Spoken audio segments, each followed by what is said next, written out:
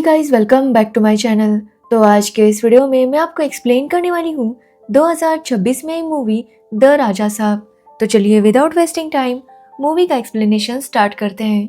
तो movie start होती है हैदराबाद से, जहाँ पर हम एक वार्ड बॉय को देखते हैं जो एक होटल में जाता है।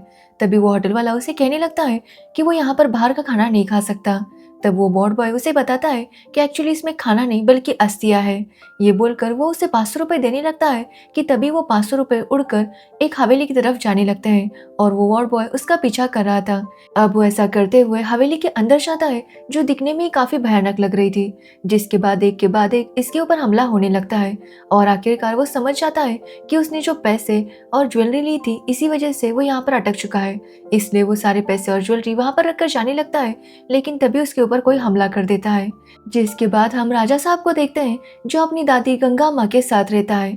एक्चुअली उसकी दादी अल्जाइमर पेशेंट है और वो हर चीज़ भूल जाती है। बस उन्हें एक ही चीज़ याद है और वो है अपने हस्बैंड, जिनका नाम है कनक राजू। अब वैसे तो राजा और उसकी दादी की फाइनेंशियल कंडीशन इतनी अच्छी नहीं थी, लेकिन राजा की दादी हमेशा उसे बताया करती थी कि वो एक बहुत बड़े राज्य की राजकुमारी थी, जिनकी शादी कनक राजू से हुई थी। एक्चुअली उनके राज्य का जो मंत्री था, वो एक दिन देवी की ज्वेलरी लेकर भाग गया। ये देखकर कनक राजू काफी गुस्सा हो गए और उस मंत्री को पकड़ने के लिए वहां से निकल गए। उन्होंने कसम खाई कि जब तक वो ज्वेलरी नहीं लेते वो वापस नहीं आएंगे। और उसके बाद ना ही देवी की ज्वेलरी मिली और ना ही कनक राजू वापस आए। और तब से राजा की दादी अपने हस्बैंड के वापस आने का इंतजार कर रही थी। यहाँ पर हम देखते हैं कि नीता नाम की एक लड़की राजा को पसंद करती है, बट राजा की तरफ से ऐसा कुछ भी नहीं था। उसे जब भी पैसे चाहिए होते तो वो नीता के पापा से उधार लेता और इस तरह से उनके ऊपर 10 लाख का कर्जा हो गया था। अब एक दिन राजा का एक दोस्त हैदराबाद गया था और उसकी वहां पर शादी तय हो गई थी। वो अपनी वाइफ की जब फोटो दिखाने लगता है तो वहां पर राजा देखता है कि उसके दादाजी की भी फोटो थी। ये देखकर वो जब अपनी दादी से पूछता है तो उसकी दादी कहती है कि यही तो उसके दादाजी है। अब ये सुनने के बाद राजा डिसाइड करता है कि वो अपने दादाजी को वापस लेकर आएगा। जिसके बाद राजू अपने मुंह बोले मामा जी को कॉल करता है, जो कि हैदराबाद में कांस्टेबल थे। वो राजू से कहते हैं कि उसके दादाजी का मिसिंग केस काफी पुराना है और इसी वजह से उन्हें एसआई को 5 लाख रुपए देने होंगे ताकि वो इस केस को जल्दी से सॉल्व करे। अब राजू इसके लिए मान जाता है और फिर से वो नीता को मस्का लगाकर उसके पापा से 5 लाख रुपए लेने के लिए कहता है और नीता भी उसके प्यार में 5 लाख रुपए लेकर आती है। जिसके बाद राजा अपने दोस्त से कहता है कि वो उसकी दादी का ख्याल रखे। ये बोलकर राजा हैदराबाद आ जाता है। अब जब वो हैदराबाद आता है तो वो अपने दोस्त के साथ अपने मामा के घर जा रहा था कि तभी रास्ते में उसे एक लड़की दिखाई देती है, जिसका नाम था बेसी। और राजा को पहली नजर में बेसी से प्यार हो जाता है। एक्चुअली बेसी एक नन थी, यानी कि वो नन बनने वाली थी, अभी तक नन बनी नहीं थी। यहाँ पर राजा जब चर्च में उसे फॉलो करते हुए पीछे जाता है तो उसकी मुलाकात एक छोटी बच्ची से होती है, जिसके हार्ट में प्रॉब्लम था और उसकी सर्जरी के लिए काफी पैसों की जरूरत थी। अब ये सुनते ही राजा काफी इमोशनल हो जाता है और उस लड़की के लिए 3 लाख रुपए का डोनेशन दे देता है। जिसके बारे में जब बेसी को पता चलता है तो वो राजा से काफी इम्प्रेस होती है, बट अब तक वो राजा से मिली नहीं थी। जिसके बाद राजा पुलिस स्टेशन जाता है, जहाँ पर वो एसआई को अपने दादाजी के बारे में सब कुछ बताने लगता है कि कैसे वो कहाँ से गायब हो गए थे और इतने सालों बाद तक वो वापस नहीं आए। अब एसआई इसके लिए मान जाता है और कहता है कि वो जल्दी दादाजी के पोस्टर्स हर जगह छपवा देगा। अब पोस्टर्स हर जगह लग जाते हैं, जिसकी वजह से राजा को पूरा यकीन था कि उसके दादाजी उसे मिल ही जाएंगे। तो वही हम बेसी को देखते हैं, जिसे भी लग रहा था कि उसके और राजा के बीच में जरूर कोई कनेक्शन है। अब राजा अगले दिन फिर से चर्च आता है, जहाँ पर वो बेसी से बात करना चाहता था, लेकिन बेसी उसके साथ ज्यादा बात नहीं कर पाती। अब अगले दिन राजा को बेसी का कॉल आता है, जो कि उसके ऊपर काफी गुस्सा थी और वो राजा को बताती है कि राजा चाहे अपने दादाजी के मिसिंग पोस्टर्स क्यों ना लगा दे, लेकिन वो उन्हें छोड़ेगी नहीं। उन्होंने उसके 3 लाख रुपए लूटे हैं। अब ये सुनकर राजा काफी हैरान था कि उसके दादाजी चोरी कैसे कर सकते हैं। तो बेसी बताती है कि उन्होंने एक बच्चे के ट्रीटमेंट के लिए पैसे इकट्ठा किए थे। जिसके बाद वो उन पैसों को भरने के लिए हॉस्पिटल गई थी, लेकिन हॉस्पिटल में लाइन काफी लंबी थी। अब उस लाइन में राजा के दादाजी थे, इसलिए बेसी ने उनसे रिक्वेस्ट किया कि वो सबसे पहले अगर पैसे भरेगी तो लड़की की सर्जरी हो जाएगी, लेकिन उन्होंने कहा कि वो पैसे उनके पास दे दे, जिसके बाद वो खुद ही पैसे भर देंगे। ये बोलकर उन्होंने उसे हिप्नोटाइज किया और उसके सारे पैसे ले लिए, जिसके बाद वहां से भाग गए।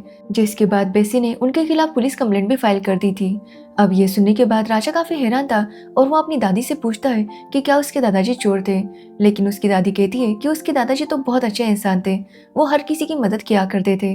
अब ये सुनने के बाद राजा काफी कंफ्यूज हो जाता है कि आखिर ये मैटर क्या है। साथ ही राजा को बेसी से प्यार हो गया था, कि तभी वहां पर उसका दोस्त आता है जो कि राजा को बताता है कि बेसी कभी भी उसके साथ शादी नहीं कर सकती क्योंकि वो एक नन है और नन कभी किसी से प्यार नहीं कर सकते। अब ये सुनने के बाद राजा का दिल टूट जाता है। तो वही बेसी उसे धमका रही थी कि उसे अपने 3 लाख रुपए वापस चाहिए। तो वही पुलिस ऑफिसर को भी पता चल गया था कि राजा ने उसे बस 2 ही लाख रुपए दिए हैं और उसे भी अपने 3 लाख रुपए वापस चाहिए थे। अब ये सुनकर राजा सोच में पड़ जाता है कि आखिर उसके पास पैसे कहाँ से आएंगे। कि तभी वहां पर भैरवी नाम की लड़की आती है जिसके बैग में काफी सारे पैसे थे और वो राजा से कहती है कि उसके नाना जी की राजा के दादाजी ने मदद की थी और वो उन्हीं के पैसे उसे लौटाने आई है, लेकिन वो पैसे राजा के दादाजी के हाथ में ही देगी। अब ये सुनने के बाद फिर से राजा टेंशन में आ जाता है कि वो अपने दादाजी को कहाँ पर ढूंढेगा। कि तभी वहां पर कुछ गुंडे आते हैं और उन पैसों को छीनने की कोशिश करते हैं, लेकिन राजा उनके साथ फाइट करता है और पैसों को बचा लेता है। अब ये सब देखकर भैरवी काफी इम्प्रेस हो जाती है और उसे भी राजा से प्यार हो जाता है। यहाँ पर हमें पता चलता है कि भैरवी के नाना जी कोई और नहीं बल्कि वही चोर है जो देवी की ज्वेलरी लेकर भाग गए थे, जिनका नाम था गंगा राजू। तो वही राजा को नीता का कॉल आता है जो कि उसे बताती है कि दादी यहाँ से चली गई। एक्चुअली दादी के सपने में उनके हस्बैंड आए थे और उन्होंने उसे बुलाया था, जिसकी वजह से दादी घर से निकलकर हैदराबाद आ गई थी। अब ये सुनते ही राजा काफी टेंशन में आ जाता है क्योंकि उसकी दादी को अल्जाइमर था और पता नहीं वो कहाँ भटक रही होगी। इसलिए राजा तुरंत भैरवी के साथ मिलकर अपनी दादी को ढूंढने लगता है और उसे एक जगह पर अपनी दादी मिल भी जाती है जिसे कुछ चोर लूटने की कोशिश कर रहे थे। लेकिन वहां पर भैरवी उन चोरों के साथ फाइट करती है, बट आखिरकार वो चोर उसे पकड़ ही लेते हैं, जिसके बाद राजा उन चोरों को बहुत ही बुरी तरह से पीट देता है। अब राजा अपनी दादी से कहता है कि उन्हें इस तरह से यहाँ पर नहीं आना चाहिए था, लेकिन उसकी दादी उसे बताती है कि उसे सपने में अपने हस्बैंड दिखाई दे रहे थे जो कि उसे बुला रहे थे, इसलिए वो चाहती है कि वो भी राजा के साथ मिलकर उन्हें ढूंढे। अब राजा भी इसके लिए मान जाता है। अब अगले दिन राजा जब अपने दादाजी का पता लगाने के लिए एक जगह पर जाता है तो वो देखता है कि वहां पर गंगा राजू उसे फॉलो कर रहा था। ये देखकर राजा को उस पर डाउट आता है और वो उसे फॉलो करने लगता है, जो देखकर गंगा राजू वहां से भाग रहा था, लेकिन राजा उसे पकड़ ही लेता है, जिसके बाद वो गंगा राजू को काफी पीटने लगता है। जहाँ पर गंगा राजू राजा को बताने की कुछ कोशिश कर रहा था, लेकिन राजा उसकी कोई बात सुनने के लिए तैयार नहीं था। तभी वहां पर भैरवी आती है और राजा को ऐसा करने से रोकती है। वो राजा को बताती है कि गंगा राजू कोई और नहीं बल्कि उसके नाना जी है, जो सुनने के बाद राजा रुक जाता है। यहाँ पर गंगा राजू राजा को बताता है कि जो कहानी राजा को पता है वो सच नहीं है। वो राजा को बताता है कि राजा की दादी कोई आम लेडी नहीं है, बल्कि वो उनके राज्य की इकलौती प्रिंसेस थी। सब लोग उन्हें गंगा अम्मा कहते थे और उनकी पूजा करते थे। अब एक दिन जब वो गरीब लोगों में खाना बांट रही थी, तभी उनके ऊपर नजर पड़ी कनक राजू की, जो कि उन भिखारियों में से एक था, और उसने जल्दी से आकर गंगा अम्मा का हाथ पकड़ लिया। ये देखकर उनके सिपाही काफी गुस्सा हो गए और उन्होंने कनक राजू को काफी पीटा। बट ये देखकर गंगा अम्मा को कनक राजू पर दया आ गई और उन्होंने उसे छोड़ने के लिए कहा। लेकिन कनक राजू इस इंसल्ट को भूल नहीं पा रहा था। उसे कुछ भी करके बदला लेना था, साथ ही उसे गंगा अम्मा की सारी प्रॉपर्टी चाहिए थी। इसलिए वो एक तांत्रिक के पास जाता है ताकि उससे काला जादू सीख सके, जहाँ कनक राजू सबसे पहले अपने घोड़े की बलि देता है, जिसके बाद अपना खून भी देता है, और इस तरह से वो उस तांत्रिक को इम्प्रेस कर लेता है। जिसके बाद काफी तंत्र मंत्र सीखने के बाद कनक राजू के पास वो शक्ति आ जाती है जिससे वो किसी को भी हिप्नोटाइज कर सकता था। ये देखकर वो काफी खुश था, जिसके बाद वो वापस गंगा माँ के पास आता है, उसके सिपाहियों को बेहोश कर देता है और गंगा माँ से कहता है कि वो काफी मुश्किल से उसके लिए कुछ बना कर लाया है। अब गंगा माँ भी इंसानियत के खातिर उसे खाने के लिए मान जाती है, लेकिन जैसे वो उसे खाती है वो हिप्नोटाइज हो गई थी। जिसके बाद कनक राजू ने उनके साथ शादी कर ली, और शादी के कुछ टाइम बाद जब गंगा माँ को बेटा हुआ तो कनक राजू ने जानबूझकर देवी की ज्वेलरी की जिम्मेदारी गंगा राजू पर दे दी, जिसके बाद उसके ऊपर इल्जाम लगाया कि उसने ज्वेलरी चुराई है और खुद ही वो ज्वेलरी लेकर भाग गया। ज्वेलरी के साथ साथ उन्होंने गंगा अम्मा का पूरा खजाना भी खाली कर दिया था। तो वही गंगा अम्मा अपने पति के वापस आने का इंतजार कर रही थी। ऐसे में उनके घर वालों ने उन्हें अपने घर से निकाल दिया, ये बोलकर कि उनका मानसिक संतुलन खराब है। जिसके कुछ टाइम बाद गंगा अम्मा के बेटे की शादी हुई, और शादी के बाद जब उसे बेटा हुआ तो उसके बेटे और बहू की भी मौत हो गई, और गंगा अम्मा ने खुद अकेले ही अपने पोते की परवरिश करना स्टार्ट कर दिया, जो कि कोई और नहीं बल्कि राजा साहब था। अब राजा साहब को जैसे ये कहानी पता चलती है, उसे अपनी दादी के लिए काफी बुरा लगता है, क्योंकि कहाँ वो एक राज्य की रानी थी और उनकी हालत इस तरह से हो गई थी। इसलिए वो डिसाइड करता है कि वो अपनी दादी की सारी खुशियां उन्हें लौटाएगा, उनका जो भी खजाना है वो उन्हें वापस ला कर देगा, ताकि वो एक आराम की जिंदगी जी सके। अब वो इसके बारे में गंगा राजू से पूछता है कि आखिर उसके दादाजी कहाँ पर होंगे। तो गंगा राजू उसे बताता है कि वो एक फॉरेस्ट में देखा गया था। जो पता चलने के बाद राजा भैरवी अपने मामा और अपने दोस्त के साथ उस जंगल में आ जाता है, जहाँ पर उसे एक महल दिखाई देता है और राजा उस महल के अंदर आता है। अब महल के अंदर आते ही वो समझ जाता है कि ये महल हॉन्टेड है। तभी वहां पर हम उस वार्ड बॉय को देखते हैं जिसे बंदी बनाकर रखा गया था। तो वही राजा देखता है कि महल में वो सारा खजाना था जो कि उसकी दादी का था। ये देखकर वो समझ जाता है कि कनक राजू ने ये सारा खजाना यहीं पर छुपाया है। इसलिए वो डिसाइड करता है कि वो ये सारा खजाना लेकर जाएगा। अब राजा उस खजाने को उठाने वाला था कि तभी वहां पर वो वार्ड बॉय आ जाता है और राजा से कहता है कि वो ऐसा ना करे। वो बताता है कि अगर उसने खजाने को छुआ भी तो वो आत्मा उसे छोड़ेगी नहीं। अब ये सुनकर राजा कुछ भी समझ नहीं पा रहा था। तो वो वार्ड बॉय बताता है कि एक्चुअली यहाँ पर एक आत्मा है। तो राजा उसे बताता है कि एक्चुअली यहाँ पर उसके दादाजी रहते हैं। जो सुनने के बाद वो वार्ड बॉय बताता है कि एक्चुअली राजा के दादाजी की डेथ हो गई थी बीमारी की वजह से, जिसके बाद उनका अंतिम संस्कार करने के लिए कोई नहीं था। वो एक लावारिस लाश थी, इसलिए उस वार्ड बॉय ने ही उनकी बॉडी को जलाया था। बट जलाने से पहले उनके ऊपर जो भी गहने पैसे ये सब कुछ थे वो सब उसने अपने पास रख लिए थे। जिसके बाद बॉडी को जलाया, लेकिन उसके बाद उसके दादाजी की आत्मा उसे इस महल में लेकर आई। एक्चुअली उस वार्ड बॉय ने उसकी ज्वेलरी चुराई थी, जिसकी वजह से वो आत्मा उसे जाने नहीं दे रही थी।